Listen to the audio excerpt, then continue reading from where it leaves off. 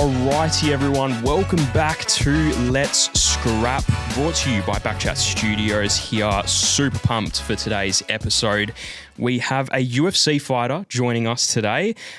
This is episode 2 of this new series. So episode 1, we had Mitch Tinley, Australian MMA. That was a wicked chat in the studio. And now we have Cam Rowston joining us from Auckland. Thank you so much for taking the time, my man. We really do appreciate it. We know you're busy with training and everything else in the MMA world. How are you today? And welcome to the show. I'm very good. Thanks for having me on. It's a pleasure to be on. Only episode number 2, second behind Mitch Tinley. So yeah, it's funny. we had Mitch Tinley, and he was basically saying, like, when I told him he was episode 1, he was saying, "Oh, well, it's only up from here." But it's always good to have a fellow UFC fighter in. We start every interview in a similar way, and just getting a bit of a background of you. Most people listening now, I imagine, already know a little bit about how you got into the sport. But correct me if I'm wrong, you actually grew up playing a bit of basketball before MMA. Is that correct? Yeah, that's right. I was pretty much playing basketball from about age 6 until 18 when I finished high school. And then I traded that in for some gloves. Nice, man. And I'm guessing you wanted to play that professionally? I didn't have aspirations of getting drafted into the NBA or anything, but I did fantasize about playing a little bit of basketball, like semi-professionally, or like maybe trying to get into the NBL when I was an early teenager. Yeah, nice, man. I think I also grew up kind of playing a bit of basketball, and I really enjoyed it. And it's interesting, like I've interviewed a few guys that have played sports before, and then they've kind of transitioned into MMA around that 17, 18 age. How did you actually get into MMA? Like, where did that switch happen, and what gravitated you towards the sport? It was just it wasn't like a sport I was surrounded with when I was a kid. Like, no one in my family did any kind of martial arts or anything like that. My dad did karate, but he gave that up well before I was even born. I just had a gym that opened up near my house when I finished high school, and I thought I'd go there and just stay fit, do something like competitive and something different other than just, I don't know, like lifting weights or, I've always kind of been into training and stuff like that. So like a good outlet for my energy. So I went and joined that gym, and then it just was a snowball effect. I started with jiu-jitsu comps and then evolved into kickboxing and Muay Thai fights and then MMA fights. And then it turns out that I had a knack for it, and I was doing pretty good, and it just kept going and going and going. And here we are. Nice, man. And do you think starting with jiu-jitsu helped you a lot? Do you think that's a good base for MMA? Or if there's any young guys out there maybe starting the sport, would you urge them to start with a jiu-jitsu or maybe a striking like a Muay Thai? Oh, geez. Look, it's different for everyone, but I definitely think at the stage where I was, jiu-jitsu was probably the best base for me, just because sometimes, if you're a beginner and you go into these boxing and these striking sports and you want to spar, you've probably seen it. Like, you get these beginners versus beginners in sparring, and it's just dog muck. It's disgusting. Guys are getting injured, they're getting concussions because they're slipping into kicks, they're slipping into punches that are just, no one has any control. But it's like in jiu-jitsu, you can spar basically from like day one. Yeah. You can do rolling and you can not get injured. You can have a very hard round, even if you and the other bloke are absolute spastics or retards and you're going at it, and you can still walk out of there and like have all your brain cells and turn up the next day and train just as hard. So I thought jiu-jitsu was at that point in time was perfect for me. Yeah, that's a good point. I started with boxing, and I definitely get what you mean. Like, the first time I sparred, it was like you're copping a lot of hits, where jiu-jitsu, you're able to, make some mistakes, and obviously when you're starting out, still kind of mess around here and there and not really walk away with, too many injuries, which is good. Just getting a little bit of a background as well. Obviously you're in Auckland now, but what was it like growing up in Sydney? And, how long have you actually been in Auckland now for? Is it a couple years? Oh, I've been in Auckland. It'll be 7 years in January. So I moved over here in January 2019. Yeah, right. Yeah, a week before my 24th birthday. And it was real good when I moved here. Auckland's just like it's a small city, big town kind of vibes. So everyone's super nice, and that was cool. It was a bit of a change from Sydney. Like, growing up in Sydney, it's a big city, right? Like, the population of New Zealand is is as big as Sydney. So it's like all of New Zealand in Sydney. I grew up on the lower North Shore, Cremorne, 209er represent. But my like childhood and growing up was sweet. Like going to the beach most weekends, playing sport with friends and stuff like that. Yeah, nice. I went to Auckland a few years ago now, just for like a little holiday, kind of stopped by there. And yeah, I definitely got the vibe that it was a very like chill place and I quite enjoyed it. Kind of similar to Perth in some ways, like, you know, it's a bit smaller. Obviously, it would be a much more isolated, but you know, a big part for you moving to Auckland was of course to benefit your MMA career. You know, you obviously joined City Kickboxing. I want to ask what that was like, going to that gym. It's got a very good reputation now. What was like the first day, like when you just rocked up to the gym? What did that sort of look like for you?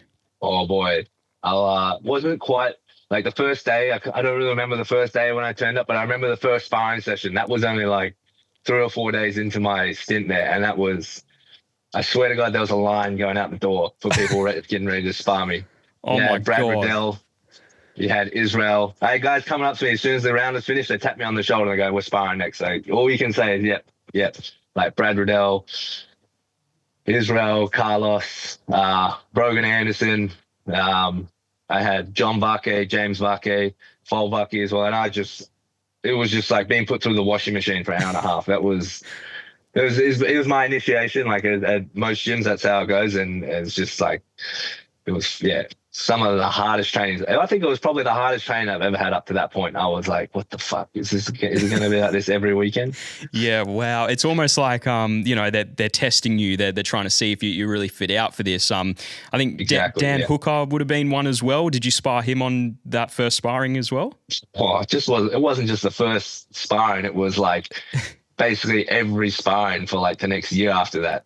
Oh, I remember I was there at the gym, and at that time he was getting ready to fight James Vick.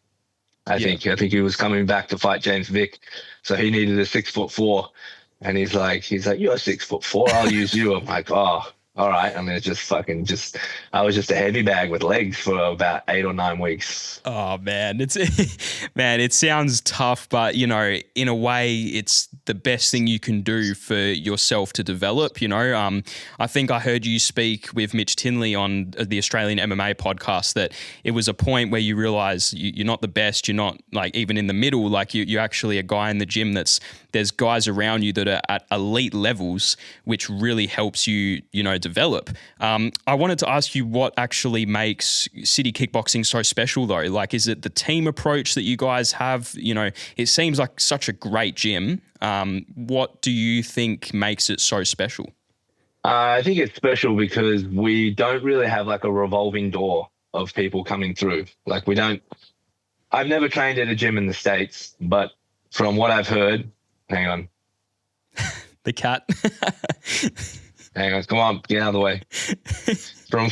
From what I've heard, like, you know, guys bounce around gyms, you see dudes who are in the UFC, and then they'll be like part of one gym, and then next fight, you see they're part of another gym and stuff like that. We don't really have that. So like, you got the same people on the mats every day, and it's consistency. I think these guys who are on the mats, you know, whether they're high level amateurs, like semi-professionals, or they've just turned professionals, or they don't even fight. It's just a hobby. Like, these are guys who are there every day, every weekend. They're there Sunday mornings for you and stuff like that. And it's just like the consistency and their expectation that they're not in it for they're not trying to get money back from you or anything. They just do it for the love. So it's like a big team that's consistent, that's doing it for the love. I think that's probably the biggest difference there. Yeah, for sure. I think, any gym that has those qualities is bound for success. You know, I've been to a couple gyms interviewing different fighters around here in Perth, and I definitely noticed like the differences between the really good ones, that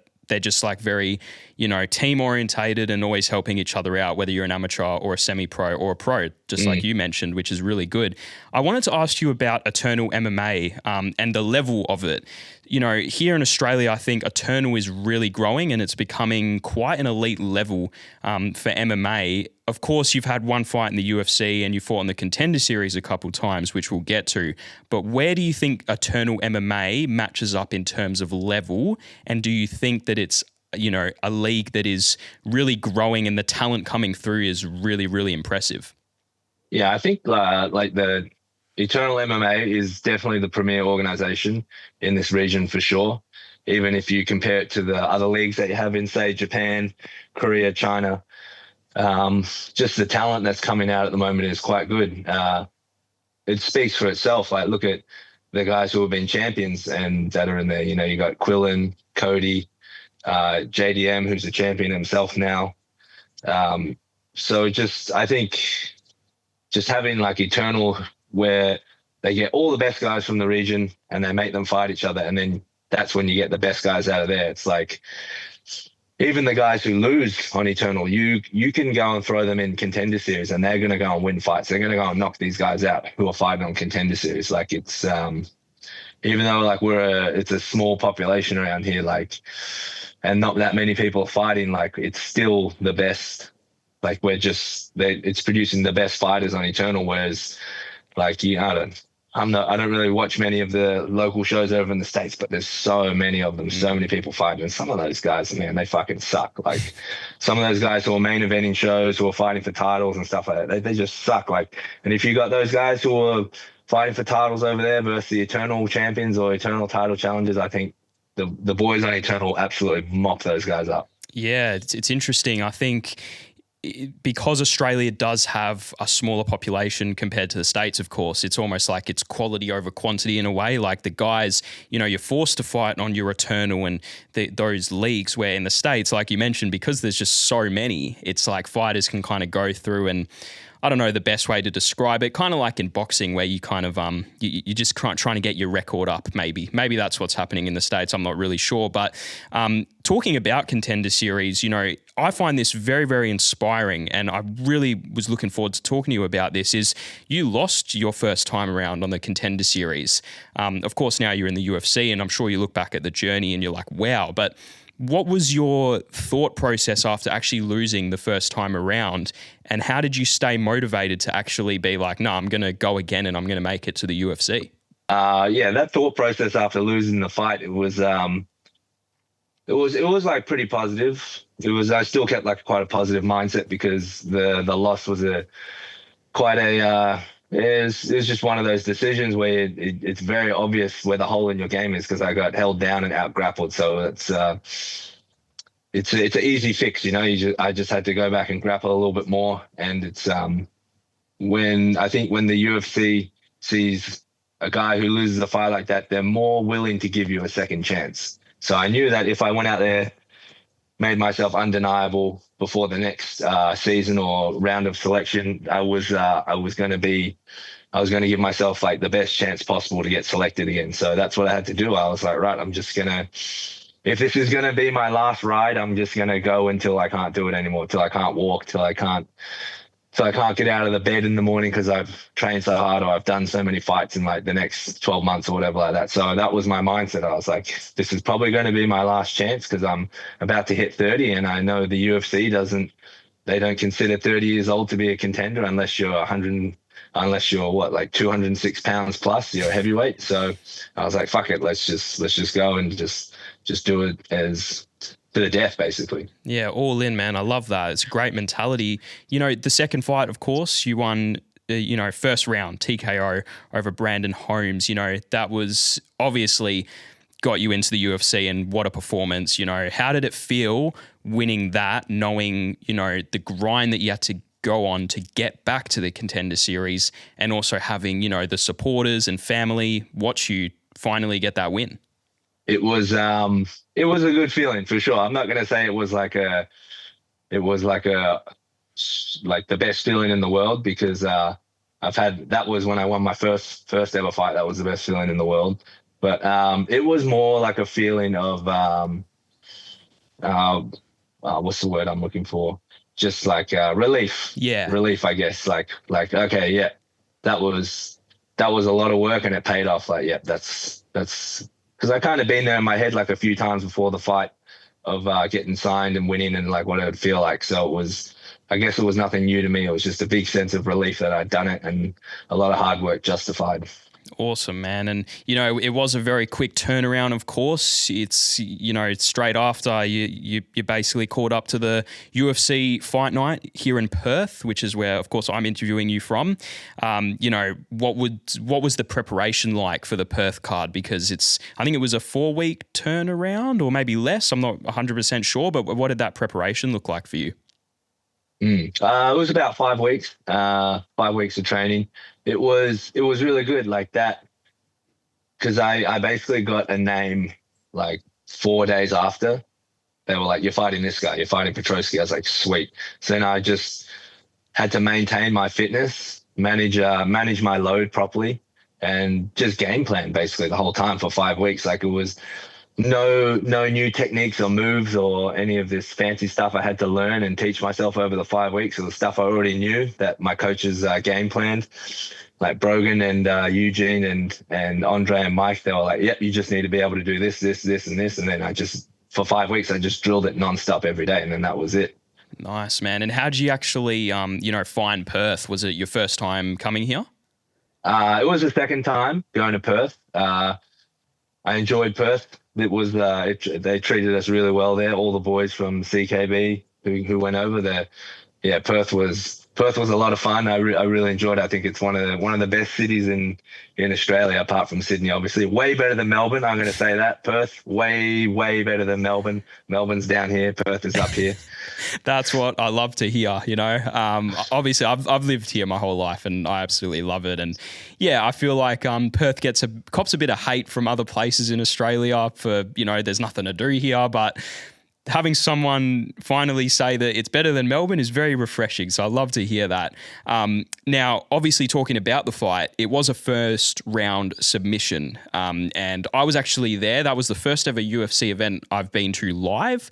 And it was awesome to see, you get that win in the first round. And was that what you were expecting going into the fight? Or were you thinking, oh no, this could, go the distance and be a bit of a dogfight?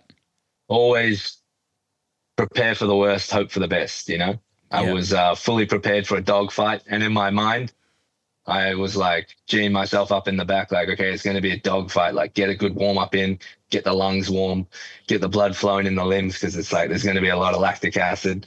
Cause I watched like all his like previous fights have been pretty hearty dogfights. So I was fully prepared for that. And then when I got the stoppage in the first round, I was like, oh shit, like, sweet, I'll take that. Yeah, it was a good performance, and it was awesome to like you said, you always prepare for the worst and a dogfight essentially, but to get in and out must be a very, very good feeling in this sport. I wanted to talk a little bit about the lifestyle around MMA. This is something I'm really interested in. I always ask the fighters here on the podcast, what their lifestyle kind of looks like outside of MMA. And it's always interesting because fighters that I have interviewed find it hard to answer because for most of them, pretty much all of them, MMA is their life. So what does your life kind of look like outside of MMA? Is there anything you like to do that takes your mind off the sport, or is it just straight everyday training and that's pretty much it? Yeah, it's I feel you on that one.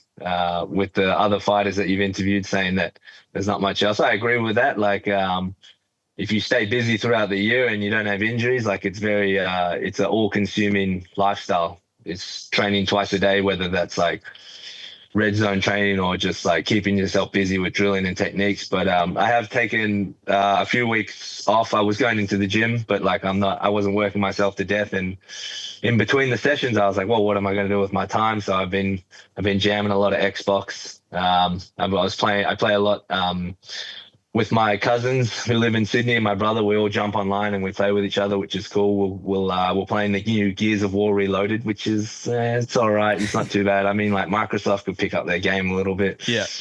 Halo's our game for sure. All four of us, my two cousins and my brother, we're big Halo fans. We all grew up with Halo 1, 2, 3. Halo Reach, all that. So we're on that nonstop grinding every day. Nice, man. I loved Halo when I was younger. Like, I haven't played it in so long, but Halo Reach, I remember I used to play that the most. And man, it's such a good game. Like that whole series.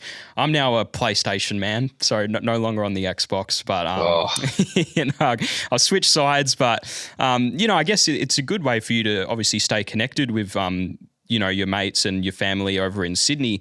Do you feel like you've found like a new home there in Auckland? You've been there for 7 years now.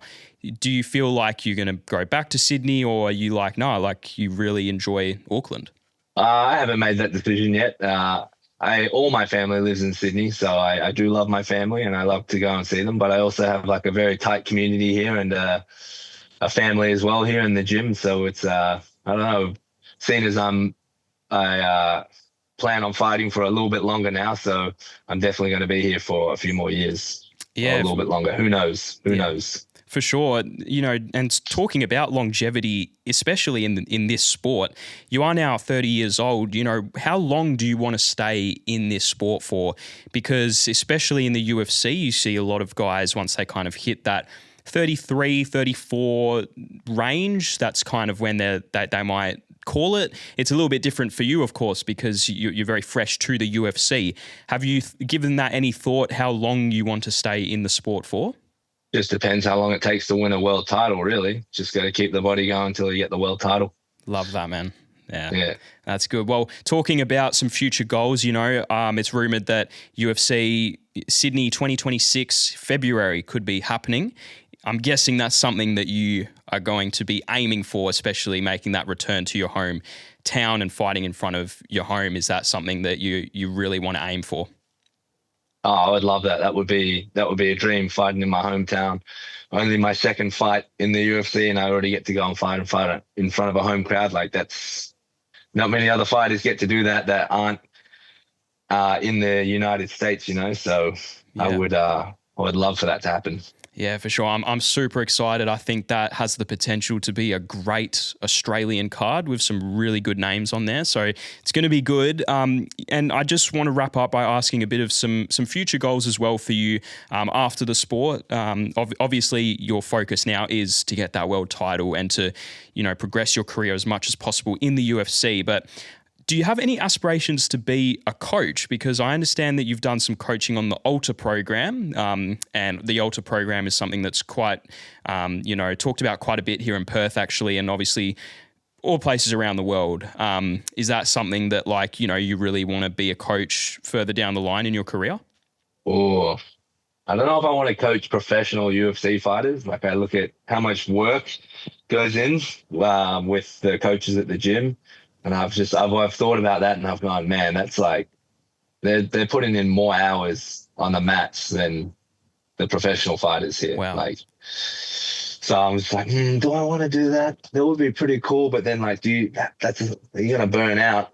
So I'm not too sure. But man, the Alter coaching was fun. Like, if I got offered a job just coaching Alter for the rest of my life after the UFC, I'd 100% take that, because that is like, when you coach those guys and then you go and see them fight at the end in the finale, that's like, it's the best fight night we have. We run 2 of them a year from the gym, and it's easily the best fight night, because there's no pressure because it's not like a ride or die, like their whole lives and careers depends on this, whether they win or whether they lose. It's just a good night. A little bit of sneaky drinking in the back when you go out there and you corner them. You get to yell some shit out. They don't really listen, but it's good fun. Yeah, I imagine it would be quite satisfying as well, seeing someone that, has no experience in the sport to, going in the cage and being a part of someone's journey in that must be quite fulfilling, I imagine. Also, you've done some commentating, I believe. Is working in the media an avenue that you're like, oh, that would be pretty cool as well? I would definitely commentate, but I would never be a journalist. Fair enough, man. Yeah, I think being a journalist has definitely some cons to it. I was even asking Mitch Tinley about that whole avenue of, media. And yeah, there's definitely more cons than pros, I believe anyway. But yeah, no, that's great. Thank you so much, Cam, for coming on the show. Really do appreciate it, man. I wish you all the best for your career. And can't wait to see you hopefully fighting in Sydney in 2026. Thank you. Thanks for having me on. I appreciate it. No worries. Now, everyone listening, this will, of course, be on our main platform, YouTube, and you can find it on any podcast streaming platform, Spotify, Apple Podcasts, you name it, it will be on there. Follow us on the socials to keep up to date, and we'll catch you in the next episode. Cheers.